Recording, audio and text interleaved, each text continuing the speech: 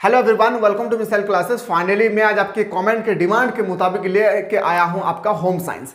आप सभी को अच्छी तरह से पता होगा कि होम साइंस एक ऐसा टॉपिक है जो बिल्कुल बायोलॉजी से एकदम सिमिलर है, बायोलॉजी से मिलता जुलता है। अगर जिंदगी में कभी भी आप अगर बायोलॉजी स्टडी किए हैं, क्लास 8, 9, 10 कभी भी स्टडी किए हैं, तो आपको दिक्कत नहीं होने वाला है। फाइनली आपके पेपर में कैसे क्वेश्चन आएगी, किस प्रकार से आएगी, सारा क्वेश्चन में आज आपके सामने एक एक करके मैं बेहतरीन तरीके से आपको प्रोवाइड करने वाला हूं। जहां पे आज हम लोग डिस्कस करेंगे सेट 1। हर एक सेट में आपको 30 क्वेश्चन मिलेगी, याद रखिएगा। और टारगेट है मेरे लाल कि आप लोगों का 30 मार्क्स का जो आपका ऑब्जेक्टिव आएगी ना, एक भी क्वेश्चन जैसे इससे बाहर नहीं छपना चाहिए। पर हाँ, अभी जो हम लोग डिस्कस कर रहे हैं ये आप लोगों का सेट 1 है। सेट 2, सेट 3, सेट 4 के लिए एकदम बिल्कुल आप लोग हमारे साथ जुड़े रहे। जितना ज्यादा हो सके आप लोग इस वीडियो को शेयर करें। चैनल पर नए आए, चैनल को सब्सक्राइब करके बेल आइकन को प्रेस करें। तो चलिए हम लोग डिस्कस करेंगे फाइनली हम लोग कि आज जो ये क्लास है ना हम लोग को होम साइंस का, ये क्वेश्चन जो मैं कलेक्ट किया हूं, ये क्वेश्चन एक्चुअली कलेक्ट क्यों किया हूं, ये क्वेश्चन मैंने कहां से लाया हूं। तो देखिए, आपका सबसे पहले याद रखिएगा आप लोगों का जो PYQ होता है ना, प्रीवियस ईयर क्वेश्चन, चाहे वो कोई भी बोर्ड से रिलेटेड क्यों ना हो, कोई भी बोर्ड का क्यों ना हो, ठीक है। सबसे पहले PYQ मैंने लिया है। उसके बाद आप लोगों का जो आप लोगों का मॉडल पेपर, आप इससे बोलेंगे सर इसका तो मॉडल पेपर निकलता ही नहीं है, तो आपको मिला कहां से। देखिए मेरे लाल, ये जो मॉडल पेपर है ना, ये तैयार किया गया है। ये इंपॉर्टेंट क्वेश्चन, अलग अलग यूनिवर्सिटी के टीचर अलग अलग मॉडल पेपर को जनरेट किए हैं। ठीक उसी तरह से मैंने उन सब का कलेक्ट करने के बाद इस पेपर में मैंने आप लोग इंक्लूडेड कर दिया है, ठीक है। उसके बाद मेरे तरफ से जो इंपॉर्टेंट सिलेक्टेड क्वेश्चन है जो मैं आप लोगों को प्रोवाइड करता हूं, सिलेक्टेड क्वेश्चन, सारा क्वेश्चन मिला करके ये सब सेट जो है आप लोगों के लिए तैयार किया गया था। आप लोग सोचते होंगे कि सर इतना दिन से हमारे क्लास चल रही है पर हमारे एग्जाम तो नजदीक आ चुका है, अभी तक आपने सर होम साइंस से रिलेटेड क्वेश्चन प्रोवाइड नहीं किए। तो फाइनली आज से हमारा क्लास स्टार्ट हो गई और आज के बाद ये क्लास नहीं रुकने वाला है। बस हाँ, आप लोगों का शर्त है कि अगर आप लोग जितना ज्यादा हो सके अगर शेयर करते हैं तभी आपको क्लास मिलेगा। आप शेयर नहीं करेंगे तो फिर क्लास क्लोज हो जाएगा, क्योंकि हमारा मकसद है कि देखिए, आप खास करके मैं अगर होम साइंस की मैं बात करूं ना मेनली, तो होम साइंस एक ऐसा टॉपिक है जो यूट्यूब में बहुत कम टीचर बताते हैं। रेयर केस में ऐसा नहीं बताने का रीजन है इसके पीछे कि बहुत कम ही स्टूडेंट जो है ना इसका लेते हैं इसका पेपर।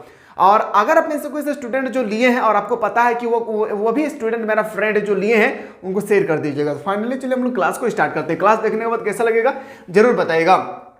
सबसे पहले मैं आपको एक पिक्चर दिखाना चाहूंगा। सबसे पहले आप एक पिक्चर देखिए। ये पिक्चर जो है ना माँ की है और बेटी की है, माँ और बच्चों की। ये पिक्चर मेरे इसलिए दिखाना चाहता हूं कि ताकि आपका माइंड में डायरेक्टली सेटअप हो जाए। जब बच्चे का जन्म होती है, जिस समय बॉर्न हो रहा है, कोई भी बच्चे का जब जिस समय जन्म हो रही है, उसी समय उसकी आपसे पूछा गया कि शिशु की औसत ऊंचाई कितनी होती है, इसका हाइट कितना होता है। मतलब यहां से जो अभी कटा हुआ है, यहां से लेकर यहां तक इनके बीच में हाइट कितनी होती है। होम साइंस के अकॉर्डिंग इसका हाइट होता है 30 सेंटीमीटर। कितना सेंटीमीटर? 30 सेंटीमीटर। क्या आज के बाद ऐसा क्वेश्चन अगर आए पेपर में तो क्या आप नहीं लिख सकते हैं? इजीली से लिख सकते हैं। 30 साल का होता है, सॉरी 30 सेंटीमीटर का होती है कोई भी शिशु, जो बच्चे होते हैं। हम लोग भी एक जमाने था जब हम लोग 30 सेंटीमीटर का हुआ करते थे। चलिए सर अगला क्वेश्चन पे आते हैं। अगला क्वेश्चन टेंशन नहीं लेना है, सारा चीज मैं बेहतरीन ढंग से बताने की कोशिश करूंगा। सबसे पहले देखिए, जो दांत है ना, दांत हम लोग जो टीथ बोलते हैं, दांत आपका दो टाइप का होता है सर। एक होता है क्या? अस्थाई, याद रखिएगा, इसको हम लोग बोलते हैं परमानेंट, ठीक है। और एक होता है सर अस्थाई। अस्थाई, अस्थाई दांतों की संख्या अगर आपसे पूछी जाएगा, थोड़ा सा मेरे बात को गौर कीजिएगा। मैं धीरे धीरे इसलिए बता रहा हूं ताकि आपके माइंड में पूरा का पूरा पिक्चर छप जाए। देखिए, अगर आपसे अस्थाई दांतों की बात करें तो बताएंगे सर 20 हो जाएगी। अगर अस्थाई दांतों की बात करें जो परमानेंट होती है उसकी मैं बात करूं, याद रखिएगा 12 होगी। दोनों मिलाकर 32 होना चाहिए। जो हमारे अभी हमारे मुंह पे है 32 को दांत, आपके भी नहीं हो, हमारे पास नहीं होगी 32 को। जब तक आपका 22 साल 23 साल उम्र पार नहीं होगी तब तक 32 को दांत नहीं निकलता। लास्ट में 4 दांत निकलती है जो बहुत ही दर्द होती है। शायद आप गांव के किसी भी बुजुर्ग से सुनने होंगे, ठीक है। तो अस्थाई और टेम्पोररी दांत किसे कहते हैं समझिएगा। जो अस्थाई है ये परमानेंट है, ये अस्थाई और ये टेम्पोररी है। टेम्पोररी का मतलब ये सब दांत जो हमारे पास है, ये एक बार टूट जाने के बाद ये दोबारा निकल कर आते हैं। जब हम लोग बच्चे होते हैं ना 2 से 3 साल, तब हमारे पूरा दांत निकल जाते हैं, फिर टूटना शुरू होते हैं। देखते हैं ना हम लोग दांत जब टूटते हैं तो हम लोग किसी दरवाजे के कोने पे जाके खड़े हो जाते थे। बचपन का ये मामूल था हम लोग का। खैर मैं बात कर रहा था, ये जो दांत टूटकर जो निकलते हैं इसको हम लोग अस्थायी दांत बोलते हैं। और जो एक बार निकल गया वो फिर और कभी अगर टूट जाए तो वहां पे और दांत नहीं निकलने वाला है, उसको हम लोग बोलते हैं सर अस्थायी दांत। क्या आज के बाद अगर आपके पेपर में पूछा जाए कि अस्थायी तीत और अस्थायी तीत के बारे में डिफरेंट क्रिएट करें तो क्या आप नहीं कर सकते? इजीली से कर सकते हैं। चलिए सर क्वेश्चन नंबर 3 पे आते हैं कि जन्म के समय नवजात शिशु का औसत भार कितनी होती है। कोई भी बच्चा जब जन्म लेती है उस समय उसका भार कितना होता है? एक एवरेज, ऑन एन एवरेज। ऐसा तो कोई बच्चा 4 किलो 5 किलो, कोई बच्चा ऐसा होता है कि 1.5 kg होता है, लेकिन ऑन एन एवरेज होता है कितना? तो याद रखिएगा सर एवरेज होता है इसका 2.5 से 3.5 किलो। यानी ऑप्शन नंबर क्या हो जाएगी आपका 20 का राइट आंसर हो जाएगा। क्वेश्चन नंबर नेक्स्ट पे आते हैं सर। क्वेश्चन नंबर 4 है कि किस महीने में बच्चे का बिना सहारे खड़ा हो सकता है। मतलब आपसे यहाँ पे एक पिक्चर में दिखाना चाहूंगा, इस पिक्चर को देखिए कि कोई भी बच्चा जब पहले क्या होता था, पहले अपने मम्मी पापा उसको लेकर बोलते थे गोद में। अब धीरे धीरे बच्चा बड़ा हुआ है, बड़ा होने के बाद वो अपने पैरों पर खड़े होते हैं, चलते हैं फिर गिर जाते, फिर चलते फिर गिर जाते। तो आपसे पूछा गया कि किस महीने में बच्चा बिना सहारा, मतलब किसी का सहारा नहीं लेंगे और वो खड़े हो जाएंगे, वो महीना का नाम बताना है। 9 से 12 महीने के बीच में। ऑप्शन नंबर क्या आ जाएगी? सी इसका राइट आंसर हो जाएगा। अगला क्वेश्चन, कौन सा तत्व विकास को प्रभावित नहीं कर सकती है? कौन सा ऐसा तत्व है जो विकास को प्रभावित नहीं कर सकती? तो वो हो जाएगा सर धन। क्या हो जाएगी? धन। ऑप्शन नंबर आपका बिल्कुल सही हो जाएगा, 20 the correct answer. Question number 6 पे आते हैं सर। क्वेश्चन नंबर 6 है कि विवृद्धि से अभिप्राय है। विवृद्धि से अभिप्राय संख्यात्मक विकास। क्या हो जाएगी? याद रखिए स्टैटिक डेवलपमेंट, इसको हम लोग बोलते हैं सर स्टैटिक डेवलपमेंट। यानी ऑप्शन नंबर 20 का राइट आंसर हो जाएगा। क्वेश्चन नेक्स्ट पे आते हैं सर। क्वेश्चन नंबर 7 है कि 2 वर्ष से 6 वर्ष तक की आयु को क्या कहते हैं? 2 वर्ष से 6 वर्ष की आयु को हम लोग क्या कहते हैं? ये आपसे क्वेश्चन पूछेंगे। उस आयु को हम लोग बोलते हैं सर बाल अवस्था। क्या बोलते हैं? बाल अवस्था या हम लोग बालक अवस्था भी बोल सकते हैं। ठीक है, एक होता है सर किशोर अवस्था, प्रौढ़ अवस्था मतलब एकदम बूढ़ा अवस्था। किशोर अवस्था जैसे हम लोग अभी किशोर का अवस्था में, बाल अवस्था जो 2 से 4 साल के होते हैं, 2 से 6 साल के बीच में होते हैं। सेसो अवस्था होती है सर, याद रखिएगा 0 से लेकर 2 साल के बीच में हमको उसको सेसो बोलते हैं। बालक अवस्था 2 से 6 साल के बीच में। और इसमें हम लोग स्टार्ट करते हैं सर, मान के चलिए 16 से लेकर 40 साल तक। अब 40 साल के बाद हम लोग बूढ़ा हो जाते हैं। 40 साल के बाद जो भी ईयर होगी उसको हम लोग बोलते हैं सर प्रौढ़ अवस्था। याद रखिएगा ये जो अवस्थाएं है ना हमारे ह्यूमन बीइंग का है। इसी तरह से नदी का भी अवस्था होती है, अगर आप जियोग्राफी लिए तो पढ़े होंगे अच्छी तरह से। अगला क्वेश्चन पे आते हैं सर। निम्न में से क्रियात्मक विकास नहीं है। क्रियात्मक विकास क्या है? बोलना। बोलना जो है ना क्रियात्मक विकास नहीं है। ऑप्शन नंबर क्या हो जाएगी? ऑप्शन नंबर क्या हो जाएगा मेरे लाल? 20 द करेक्ट आंसर हो जाएगा। ठीक है, अगला क्वेश्चन पे आते हैं। क्वेश्चन नंबर नेक्स्ट है सर। जन्म से ही शिशु में किस संवेग का प्रदर्शन होता है? मतलब जन्म से ही उनका पास क्या होती है? तो बताएंगे सर प्यार। कैसे प्यार होता है? क्योंकि जब वो अपने मम्मी के गोद में होते हैं तो देखिएगा वो ज्यादा अपने मम्मी से प्यार करना शुरू करते हैं। तो याद रखिएगा क्या हो जाएगा? ऑप्शन नंबर ए इसका राइट आंसर हो जाएगा। क्वेश्चन समझ में आया? जन्म से ही शिशु में किस संवेग का प्रदर्शन होता है? मतलब उनके पास जन्म हुआ और उनके पास ये संवेग पाया जाता है, तो बताएंगे सर वो हो जाएगी प्यार। अगला क्वेश्चन पे आते हैं सर। निम्न में से किस आयु पर शिशु घटनाओं के घुटने के बल चलना शुरू करते हैं? तो बताएंगे सर 11 से 12 माह के भीतर कोई भी बच्चा हो जो घुटने के बल पर चलना शुरू करते हैं। ना ऑप्शन नंबर क्या आ जाएगा आपका? ए इसका राइट आंसर हो जाएगा। अच्छा समझ में आ रहा ना? ऐसा तो दिक्कत नहीं होना चाहिए जहां तक मुझे लगता है, क्योंकि होम साइंस है ना बहुत इजी टॉपिक है।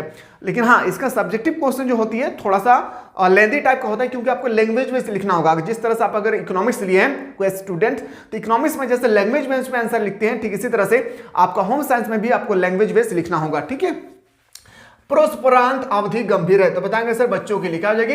बच्चों के लिए। ऑप्शन नंबर 20 का राइट आंसर हो जाएगा। क्वेश्चन नंबर आते हैं सर 12। इनमें से कौन प्रोस्परांत अवधि में मां की प्रत्यक्ष देखभाल नहीं है? तो बताएंगे सर स्तनपान। याद रखिए क्या हो जाएगी? स्तनपान। ऑप्शन नंबर क्या हो जाएगा आपका? बिल्कुल सही हो जाएगा, इज द राइट आंसर हो जाएगी। क्वेश्चन नंबर नेक्स्ट पे आते हैं सर। एक नवजात के लिए 24 घंटे के अंदर दिया जाने वाला कौन सा टीका नहीं है? तो बताएंगे सर वो टीका देखिए BCG दिया जाता है, OPV दिया जाता है, याद रखिए हेपेटाइटिस बी भी दिया जाता है, लेकिन DPT नहीं दिया जाता है। ऑप्शन नंबर क्या हो जाएगा आपका? सी इज द राइट आंसर हो जाएगा।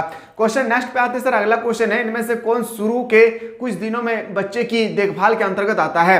तो बच्चे की देखभाल के अंतर्गत क्या आता है? बच्चों को गर्भ में रखना, माँ अपने कोख में रखती है, पेट में रखती है। गर्भनाल की देखभाल करना, गर्भनाल मतलब जिससे बच्चों की डिलीवरी होगी वो नाल पे ध्यान रखना, सिर्फ माँ का दूध देना। ठीक है, इन्हें ऑप्शन नंबर क्या हो जाएगी? ऑप्शन नंबर आपका D is the correct answer हो जाएगा। क्वेश्चन नेक्स्ट पे आते हैं सर। अगला क्वेश्चन, गर्भावस्था की अवधि कितने दिनों की होती है? आप सभी को पता है कि गर्भावस्था जो होती है इसकी अवधि जो है ना 280 दिन, ऑन एवरेज 280 दिन होती है। याद रखिएगा, जिससे हम लोग बोलते हैं ना 9 माह। क्या बोलते हैं? 9 माह हम लोग इसको बोलते हैं। जब इसको हम लोग 30 से डिवाइड करेंगे ना तो लगभग मान के चलिए 9 माह प्लस कुछ 1-2 दिन आएगी। ठीक है, तो ये ऑन एवरेज ऑप्शन नंबर क्या हो जाएगी? ऑप्शन नंबर ए इसका राइट आंसर हो जाएगा। क्वेश्चन नेक्स्ट है कि नवजात शिशु 24 घंटे में कितने देर सोता है। जो नवजात शिशु है 24 घंटे में मान के चलिए वो 14 से 17 घंटे सिर्फ सोते हैं। नवजात का मतलब जिनके बच्चे अभी जस्ट जन्म हुआ है वो बच्चे सबसे ज्यादा क्या करते हैं, सोते हैं। उसका काम ही कुछ नहीं है, दूध पीना है और सोना है। ऑप्शन नंबर क्या हो जाएगी आपका सी इज द करेक्ट आंसर हो जाएगा। क्वेश्चन नंबर अगला प्रश्न पे आते हैं सर 17। स्त्रियों के अंडाशय में किसका निर्माण होता है। बहुत इंपॉर्टेंट, स्त्री के अंडाशय में किसका निर्माण होता है, अंडाणु का निर्माण होता है। किसका, अंडाणु का। देखिए ये सब जो क्वेश्चन है ना आप लोग ऑलरेडी पढ़ चुके हैं क्लास 8, 9, 10 पे। अगर उस समय ज्यादा ध्यान नहीं दिए तो अभी तो दिक्कत ही होगी, अगर उस समय ध्यान दिए होंगे तो दिक्कत फिर नहीं होगा। अगला क्वेश्चन है कि निम्न में से कौन सा गर्भावस्था परीक्षण है। तो गर्भावस्था परीक्षण है कि सर मूत्र की जांच। मूत्र की जांच से हमें पता चलता है कि बच्चों किस प्रकार से है और किस प्रकार से नहीं। अगला क्वेश्चन पे आते हैं। नेक्स्ट क्वेश्चन है सर हमारे पेपर में अगर आ जाए कि अंडे और शुक्राणु के संयोग की प्रक्रिया को कहते हैं। तो अंडा याद रखिएगा, ये हम लोग ऑलरेडी पढ़ चुके हैं क्लास 10 पे अच्छी तरह से, ठीक है। फिर भी एक बार समझिएगा, जो हम लोग का अंडे क्या हो जाएगा मेरे लाल, अंडे प्लस जिसे हम लोग बोलते हैं शुक्राणु, याद रखिएगा शुक्राणु।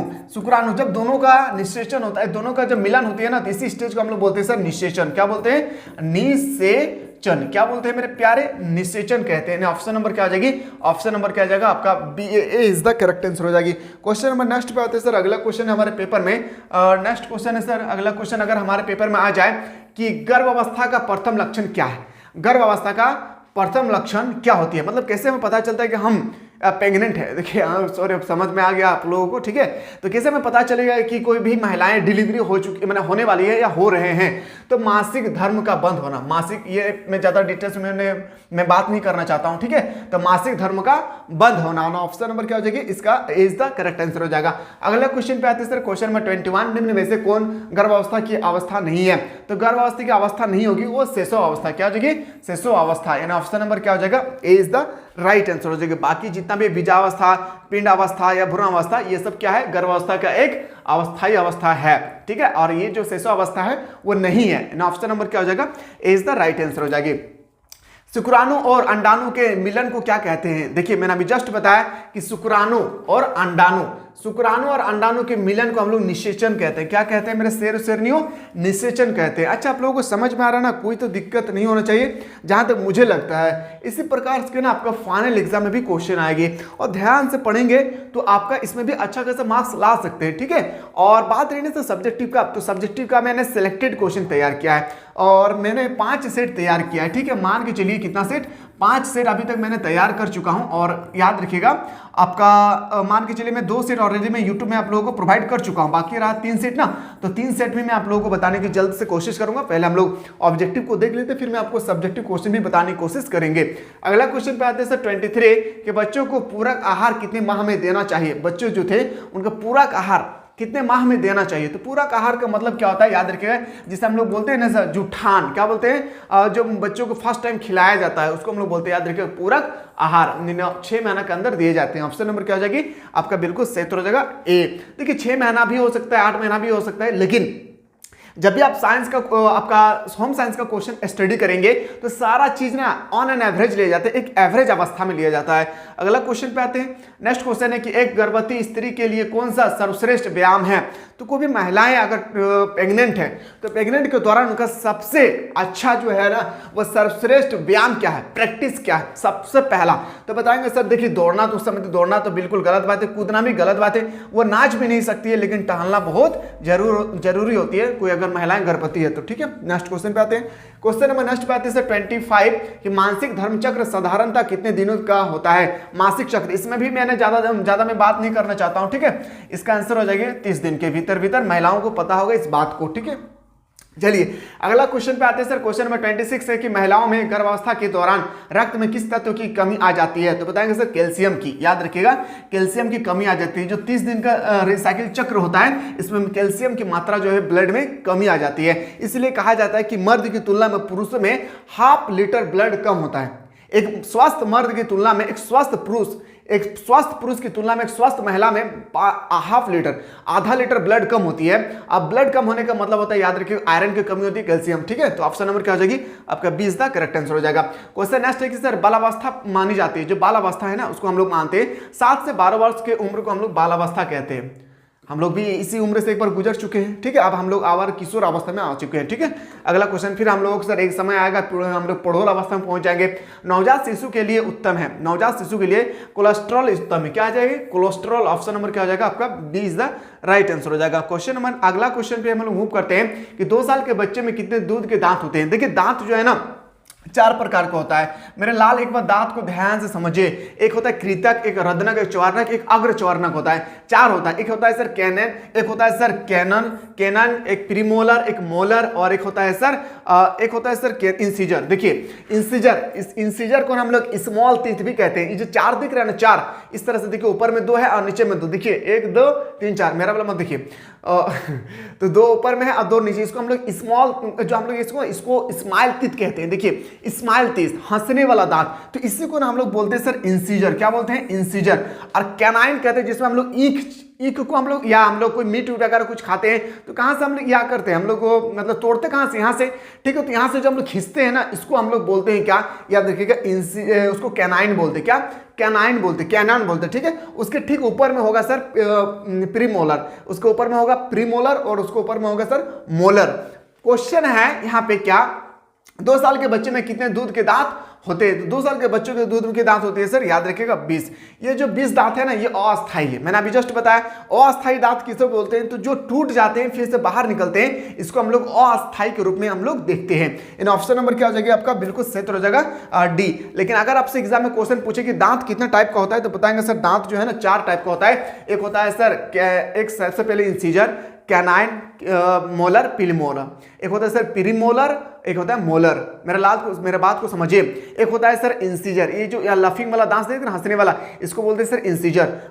इसको कैनाइन, इसको इंसीजर बोलते हैं। इंसीजर के बाद कैनाइन, उसके बाद प्रीमोलर, उसके बाद मोलर। चारों दांत को समझ में आ गया होगा। चलिए अगला क्वेश्चन पे आगाज करते हैं सर। अगला क्वेश्चन है कि प्रसव प्रांत देखभाल के अंतर्गत किसकी देखभाल की जाती है, तो बताएंगे सर मां की और शिशु की, दोनों का देखभाल किया जाता है। जब प्रसव प्रांत का मतलब समझ में, जब डिलीवरी होती है ना, तो दोनों को देखरेख किए जाती है, बच्चों को भी और बच्चों के मां को भी देखरेख किए जाते हैं। तो यहाँ पे हम लोगों ने, याद रखिएगा क्वेश्चन जो डिस्कस करेंगे समझिएगा। अभी हम लोग क्वेश्चन डिस्कस कर रही है सर हम लोग का सेट 1 है, किसका, तो बताएंगे सर होम साइंस का। अगर क्लास आप लोगों को होम साइंस याद रखिएगा, होम साइंस का ये पहला क्लास है सर हम लोग का ऑब्जेक्टिव का। और मैंने इससे रिलेटेड मैंने बहुत सारे क्वेश्चन अरेंज किए हैं, जो मैंने कोई भी ऐसे स्टूडेंट जो एप्लीकेशन के माध्यम से पढ़ रहे हैं, मैंने आप लोगों को चैप्टर वाइज, याद रखिएगा मैं आप लोगों को चैप्टर वाइज चैप्टर आप लोगों को ऑलरेडी मैं प्रोवाइड कर चुका हूं। एक बार आप लोग अच्छी तरह से जाकर देख लीजिए, आंसर के साथ सारा चीज को अच्छी तरह से एक बार देख लीजिए। जितना मैं बताया हूं उससे बाहर नहीं छपेगी, बेहतरीन ढंग से आपको तैयारी करना है। कितना ऐसे स्टूडेंट है जो सेट 2 के लिए इंटरेस्ट रखते हैं आपका होम साइंस से रिलेटेड, देखते हैं अगला वीडियो में, मिलते हैं नया वीडियो में।